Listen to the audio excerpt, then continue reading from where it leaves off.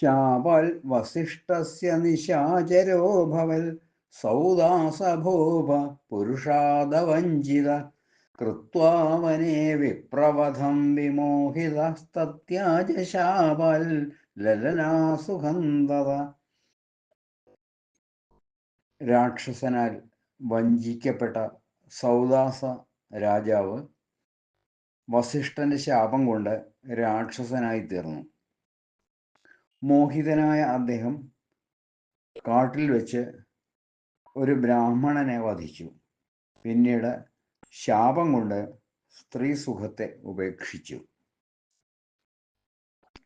സൗദാസനാൽ കൊല്ലപ്പെട്ട ഒരു രാക്ഷസന്റെ സഹോദരൻ രാജാവിനെ വഞ്ചിക്കാൻ കൊട്ടാരത്തിൽ പാചകക്കാരനായി താമസിച്ചു.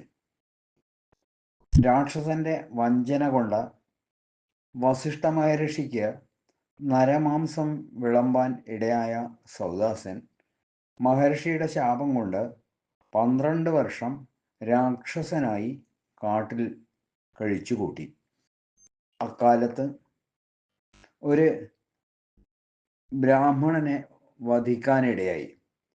അദ്ദേഹത്തിൻ്റെ പത്നിയുടെ ശാപവും ഉണ്ടായി. ആ ശാപം അനുസരിച്ച് സ്ത്രീ സംഗമം ചെയ്താൽ മരണം സംഭവിക്കും.